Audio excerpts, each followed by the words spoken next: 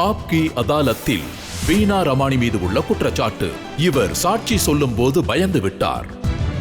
வீணா ma'am, நீங்க சொன்னீங்க ரொம்ப பவர்ஃபுல்லான ஆட்கள் இருந்தாங்கன்னு. நிறைய பேரு என்ன நினைக்கிறாங்கன்னா, நீங்க கோர்ட்ல போய் சாட்சி சொல்லும் போது, அதாவது நீங்க தான் அதுல ஒரு முக்கிய சாட்சியா இருந்தீங்க, ஆனா நீங்க பயந்து போய் நீங்க சொல்ல வேண்டிய உண்மையா சரியா சொல்லலன்னு சொன்னாங்க. அதாவது பாத்தீங்கன்னா, இந்த 7 வருஷத்துல என் வாழ்க்கையிலேயே ரொம்ப கஷ்டமான நாள் எதுனா அது கோர்ட்டுன்னு தான் சொல்லுவேன். அதாவது 2.5 வருஷம் முன்னாடில இருந்தே ஒரு கெட்ட கனவு மாதிரி என் மைண்ட்ல செட் ஆயிடுச்சு.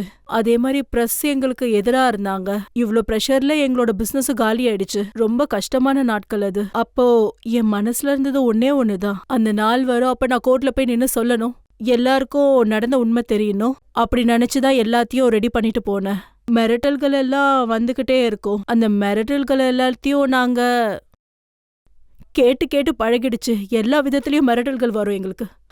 அதாவது அந்த மொமெண்ட் வரும்போது எங்களுக்கு இங்க இருக்க நீதிமன்றம் மாதிரி அங்க இல்ல. அங்க வந்து பாத்தீங்கன்னா, முன்னாடி ஜட்ஜ் இருப்பாரு, நான் இந்த பக்கம் டிஃபென்ஸ் கூட 14 லாயர்ஸ், நாட்டிலேயே சிறந்த லாயர்ஸ், அந்த பக்கம் ஒரு 9-10 அக்யூஸ்ட், அப்புறம் இந்த பக்கம் பாத்தீங்கன்னா 30 பிரஸ் எங்களை கேள்வி கேட்கவே இருந்தாங்க. அப்புறம் நான் இங்க தனியா நிக்கிறேன், என் கூட ஒரு லாயர் இருந்தாங்க, அதாவது எங்க லாயர். அந்த மொமெண்ட் வந்ததும் அந்த சூழலை பார்த்தா மூச்சு விடுறதுக்கே கஷ்டமா இருந்துச்சு. ரொம்ப டிஃபிகல்ட். நான் எப்போ கீழே விழுவேணும்னு அந்த அளவுக்கு நான் பயந்துட்டேன். அவங்க எனக்கு எவ்வளோ பாட்டில் தண்ணி கொடுத்தாங்கன்னு கூட நான் மறந்துட்டேன். நான் அந்த பயத்துல கூட நான் அன்னைக்கு நடந்த விஷயத்த பத்தி நான் சொன்னேன். அப்போ ஜட்ஜ் வந்து அவங்க தான் அங்க இருக்காங்கன்னு சொன்னாரு. அப்போ எனக்கு அந்த நபரை தெரியல. திரும்பவும் ஜட்ஜ் சொன்னாரு, பின்னாடி யார் நிக்கிறது, முன்னாடி வாங்கன்னு சொன்னாரு. வெளியில வந்தப்போ நான் சொன்னேன், இவரதான் இருக்கும்னு. அன்னைக்கு அந்த நபர் வந்து தன்னோட முகத்தை ஒரு மாதிரி மாத்தி இருந்தாரு. நான் அப்போ அங்க போய் ரொம்ப பயந்து போய் அவரோட ஷோல்டர் மேல கைய வச்சேன். நான் சொன்னேன், இவர் தான் நினைக்கிறேன்னு. நான் அப்படியே பயந்துகிட்டே சொன்னேன். அதாவது நான் போய் இவங்க எல்லாரும் முன்னாடியும் இதை விட என்ன சொல்ல முடியும்?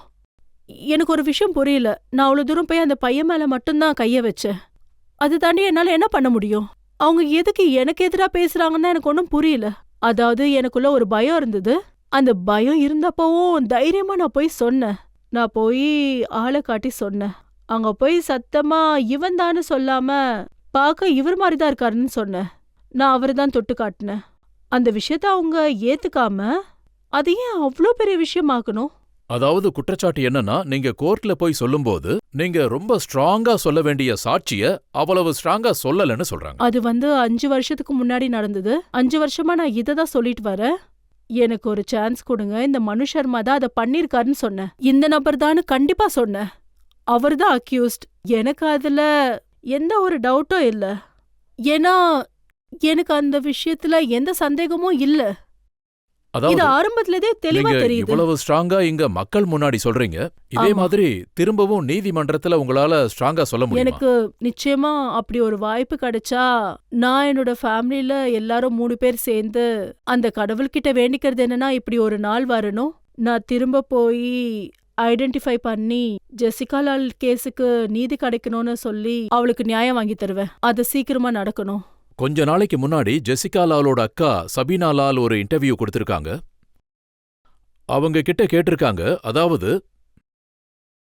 பீனா, மாலினி, உங்க ஹஸ்பண்ட் ஜார்ஜஸ் கொடுத்த எவிடன்ஸ் போதுமானதா இல்லையாம். அவங்க சொல்லியிருக்காங்க, பீனாவுடைய சாட்சி ரொம்பவே முக்கியம், அவங்க போலீஸ்க்கு கொடுத்த ஸ்டேட்மெண்ட் ரொம்பவே பலமானதா இருந்தது.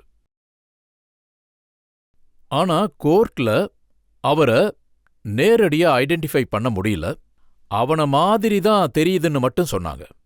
மாலினி மற்றும் பீனாவுடைய 2 சாட்சிகள் சேர்ந்தா இந்த கேஸை எஸ்டாப்ளிஷ் பண்ணிருக்கலாம். ஆனா பீனா தான் இப்பவும் முக்கியமான சாட்சி. நான் ரொம்ப முக்கியமான சாட்சி தான். நான் இப்ப முன்ன விட ரொம்ப ஸ்ட்ராங்கா இருக்கேன். ஏதாவது சந்தர்ப்பம் கிடைச்சா கண்டிப்பா நாங்க போய் நின்னு ஆமா அவன் தானே என்னால சொல்ல முடியும். அந்த நேரத்துல என்னால முடிஞ்சதுதான் நான் பண்ணியிருக்கேன். அந்த நேரத்துல என்னால எவ்வளவு தைரியமா இருக்க முடியுமோ அந்த தைரியத்தை நான் காட்டினேன். நான் எதிர்கொண்ட அந்த கஷ்டத்தை மத்தவங்க யாராவது எதிர்கொண்டிருப்பாங்களா எனக்கு தெரியல. என் வாழ்க்கையிலேயே ரொம்ப கஷ்டமான நாட்கள் அது. என்னால மறக்கவே முடியாது. இப்போ கேஸ் மறுபடியும் ஓபன் ஆக போகுது. திரும்பவும் உங்கள சாட்சி சொல்ல கூப்பிடுவாங்க. இப்போ உங்களால தைரியமா கண்டிப்பா. போய் சொல்ல முடியுமா? 100% என்னால முடியும். இப்ப எனக்கு நிறைய தைரியம் வந்துருச்சு. தேங்க்யூ. சபீனா லால் உங்க மேல இன்னொரு குற்றச்சாட்டும் வச்சிருக்காங்க. அந்த இன்டர்வியூல என்ன சொல்லியிருக்காங்கன்னா, உங்களோட ஃபேமிலி க்ளோஸ் ஃப்ரெண்ட் ஒருத்தங்க சொல்லியிருக்காங்க, பீனா ரமானி இந்த கேஸை தொடர்றத நீங்க விட்டுருங்க, அதுதான் உங்களுக்கு நல்லதுன்னு சொல்லியிருக்காங்க. பெரிய பெரிய ஆளுங்கள்லாம் இந்த கேஸ்ல இன்வால்வ் ஆயிருக்காங்க, அதனால இதை நீங்க மறந்துருங்கன்னு உங்ககிட்ட சொல்லியிருக்காங்க. இது முழுக்க முழுக்க போய். சப்ரீனாவை பத்தி நான் அப்படி சொல்றதுக்கு என்ன மன்னிக்கணும். நான் அந்த மாதிரி ஏதோ சொல்லல. இந்த கேள்வி கேட்டதுக்கு ரொம்ப நன்றி. சபீனா சொல்லியிருக்காங்க, இது ரொம்ப ஆபத்தான விஷயம்னு சொன்னாங்க. நாம யார்கிட்ட டீல் பண்றோம்னே தெரியாது. இந்த கேஸ நாம தொடர்ந்தா நமக்கு எதுவும் கிடைக்க போறதில்ல. இல்ல, அவங்க தவறா புரிஞ்சிட்டு இருக்காங்கன்னு நினைக்கிறேன். ஆனா அவங்க ரொம்ப டேஞ்சரஸான ஆளுன்னு சொல்லியிருக்கலாம். நான் அந்த வார்த்தையை மறுபடியும் இந்த இடத்துல சொல்றேன். அதாவது இப்ப நம்ம நாட்டுல நடக்கிறதெல்லாம் பார்த்தா ஒரு ஆளை ஷூட் பண்ணிட்டு பயமே இல்லாம நிக்கிறாங்க.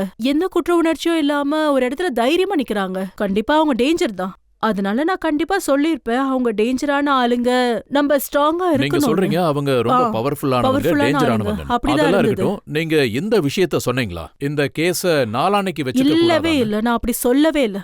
இத கண்டிப்பா அவங்க தப்பா புரிஞ்சிட்டு இருக்காங்க. நான் அன்னைக்கு என்ன சொன்னேன்னா, அன்னைக்கு நைட்டு நான் மனு சர்மாவோட முகத்தை பார்த்தப்ப அவனோட பேரு கூட எனக்கு தெரியாது. எனக்கு அப்போ என்ன தோணுச்சுன்னா, ஒரு நிமிஷத்துக்கு முன்னாடி ஒருத்தரை ஷூட் பண்ணிட்டு அவன் முகத்துல ஒரு சின்ன பயம் கூட இல்ல. அந்த டைம்ல பாத்தீங்கன்னா நான் அவனை மிரட்ட ட்ரை பண்றேன். ஆனா அவனை பார்க்கும்போது அவன் முகத்துல கொஞ்சம் கூட பயமே இல்ல. ஆனா எனக்கு தான் பயமா இருந்துச்சு.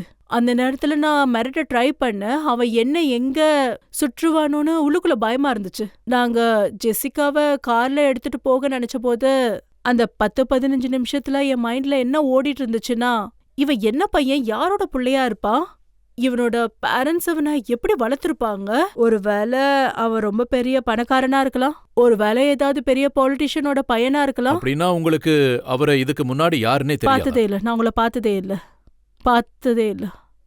நான் அங்க ஹாஸ்பிட்டலுக்கு போனதோ ஜெசிகாவை ஐசியூல கூட்டிட்டு போகும்போது ஒரு 10 நிமிஷத்துல அந்த ரெஸ்டாரண்ட்ல இருந்த எல்லா கெஸ்டும் வர ஆரம்பிச்சாங்க. அங்க இருந்த கெஸ்ட், அப்புறம் ஜெசிகாவோட ஃப்ரெண்ட்ஸ் எல்லாருமே அழ ஆரம்பிச்சிட்டாங்க. நான் அப்ப அவங்க எல்லாரையும் பக்கத்துல கூப்பிட்டு அரவணைச்சு எல்லாரும் சேர்ந்து மெடிடேஷன் பண்ணலாம், ஜெசிகாவோட உயிருக்கு எந்த ஆபத்தும் ஏற்படாது, சாமி கிட்ட வேண்டிக்கலான்னு சொன்னேன். நான் அந்த பையனோட முகத்தை பார்த்திருக்கேன். என்னோட பயம் எல்லாம் அவன் ஏதோ பெரிய பணக்கார வீட்டு பையனோ இல்லனா ஏதோ பெரிய பொலிட்டிக்கல் பேக்ரவுண்ட் இருக்க பையனோ, அவங்க எல்லாரும் நம்மள அழிச்சிடுவாங்க. அந்த நேரத்துல நம்ம எல்லாரும் ஒற்றுமையா தைரியமா இருக்கணும், நம்ம போராடிதான் ஆகணும். இது அவ்வளவு சுலபமான விஷயம் இல்ல. இப்படிதான் நான் சொன்னேன். அங்க வரவங்க எல்லாம் அழ ஆரம்பிச்சுட்டாங்க. அங்க வந்தவங்க கிட்ட நான் சொன்ன வார்த்தை இதுதான், நம்ம எல்லாரும் ஒற்றுமையா இருந்து போராடி ஆகணும். ஒருவேளை கரப்டான பவர்ஃபுல்லான ஆளுங்களா இருந்தாலும் நம்ம எதிர்த்துதான் ஆகணும்னு சொன்னேன். நான் இதே வார்த்தையை தான் சொல்லிக்கிட்டே இருந்தேன். இப்ப நீங்க சொல்ற ரிப்போர்ட் ரொம்ப தவறுதலான புரிதலா இருக்கு. அதாவது என்னோட கேரக்டர் அந்த மாதிரியெல்லாம் கிடையாது. நான் ரொம்ப நேர்மையான இன்டெகிரிட்டி பர்சன். ஒருவேளை திரும்ப இதே விஷயம் நடந்தாலும் நான் இதே மாதிரி தான் நிப்பேன், பயப்பட மாட்டேன். பீனா ரமானி மேடம் சொல்லப்போனா இரக்கம் காட்டியிருக்காங்க. ஜெசிகா லாலுக்கு நடந்தது ரொம்ப அநியாயம்னு நினைக்கிறாங்க. அததான் இவங்களும் சொல்லியிருக்காங்க.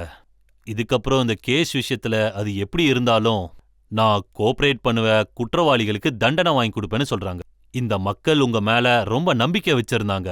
இதுக்கு முன்னாடி நீங்க ஏமாத்திட்டீங்க. இதுக்கப்புறம் நீங்க தைரியமா ஏதாவது செய்வீங்களா?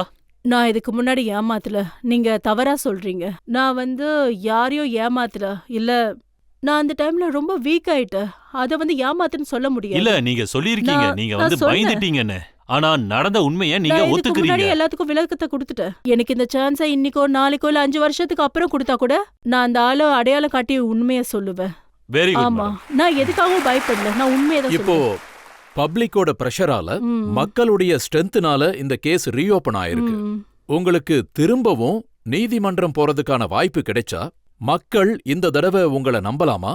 நீங்க தைரியமா போய் நின்னு குற்றவாளிகளுக்கு தண்டனை கிடைக்கிற மாதிரி சாட்சி சொல்லுவீங்களா? நான் என் சைட்ல இருந்து முழு பலத்தோட போய் நிப்பேன். இந்த தடவை நான் கண்டிப்பா தைரியத்தோட ஃபேஸ் பண்ணுவேன். நான் இதுல முக்கிய சாட்சியா இருந்து நீதி கிடைக்க உதவி பண்ண முடிஞ்சா உண்மையாவே அந்த கடவுளுக்கு நன்றி சொல்லுவேன். ஆமா, நான் முழு தைரியத்தோட போய் நிப்பேன். அந்த வாய்ப்புக்காக நான் காத்திருக்கேன்.